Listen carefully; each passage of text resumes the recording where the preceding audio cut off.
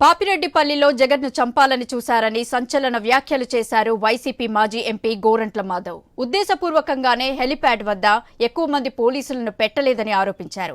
Jagan road మార్గాన వెళ్తే ప్రాణహాని తలపెట్టాలనుకున్నారని, కానీ ఆ ప్రయత్నం విఫలమైందన్నారు. తిరిగి వైసీపీ నాయకులపై అక్రమ కేసులు పెట్టడం దారుణమన్నారు. అరెస్ట్ చేసిన వైసీపీ కార్యకర్తలను కోర్టులో హాజరుపర్చేందుకు పార్టీ అండగా ఉంటుందని చెప్పారు. చంద్రబాబు కబంధ హస్తాల్లో పోలీస్ వ్యవస్థ చిక్కుకుందని ఆరోపణలు గుప్పించారు. నేరస్తులను వేయాల్సిన జైల్లో వైసీపీ కార్యకర్తలను వేస్తున్నారని ఆగ్రహం వ్యక్తం చేశారు. తప్పుడు కేసులు కట్టి అక్రమంగా మా వైఎస్ఆర్ కాంగ్రెస్ పార్టీ లీడర్లందరినీ కూడా ఇండ్లలో నుంచి సగం పొద్దున కుటుంబ సభ్యులను కూడా భయభ్రాంతులను చేసి అరెస్టులను చేసి తీసుకుని రావడం జరిగింది. మొట్టమొదట పోలీసు వ్యవస్థ గుర్తించాల్సినది ఏంటంటే, మాజీ ముఖ్యమంత్రి వర్యులు వైఎస్ జగన్మోహన్ రెడ్డి గారు వచ్చినప్పుడు వేలాది మంది లక్షలాది మంది వస్తారనేది రాష్ట్రానికి అందరికీ తెలిసిన విషయం.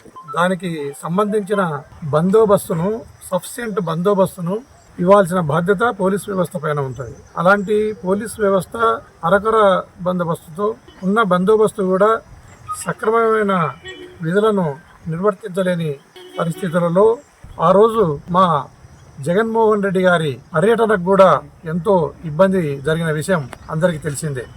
తప్పుడు కేసులు కట్టి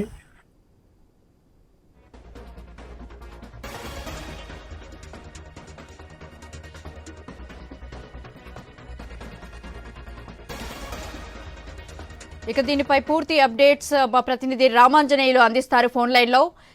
చెప్పండి రామాంజనేయులు. గీత, హిందూపురం మాజీ ఎంపీ గోరంట్ల మాధవ్ మరొకసారి సంచలన వ్యాఖ్యలు చేశారు.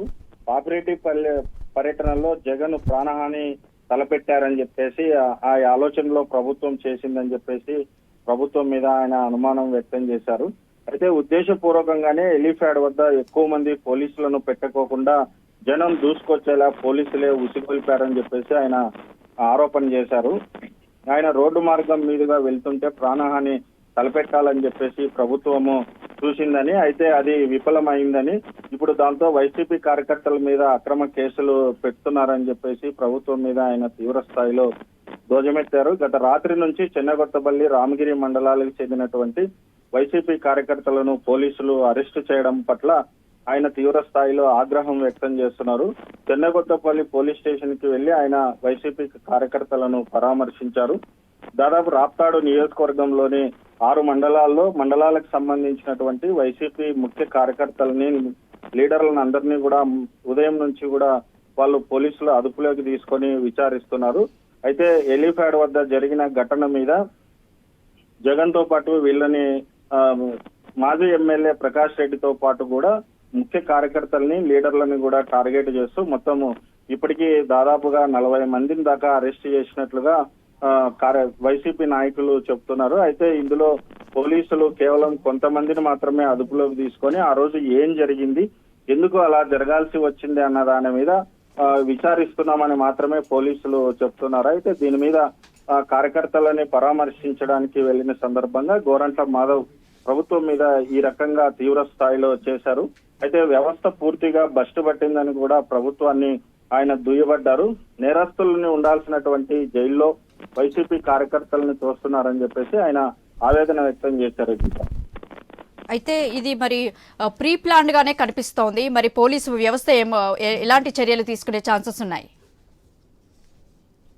దానికి గోరంట్ల మాధవ్ అయితే పోలీసులని టార్గెట్ చేసి ప్రభుత్వాన్ని తీవ్ర స్థాయిలో విమర్శిస్తున్నారు.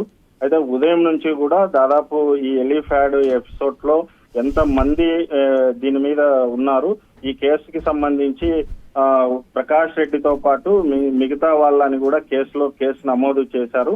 అయితే ప్రకాష్ రెడ్డి ఇప్పటికే 25 రోజుల నుంచి కూడా ఆయన అజ్ఞాతంలో ఉన్నారు. పోలీసులకి కూడా దొరక్కోకుండా ఉన్నారని ఓవైపున ప్రకాష్ రెడ్డి కోసం పోలీసులు గాలిస్తూనే అందుబాటులో ఉన్నటువంటి వైసీపీ కార్యకర్తలని, ముఖ్య నేతల్ని అరెస్ట్ చేస్తున్నారు. గీత, థ్యాంక్ యూ రామాంజనేయులు.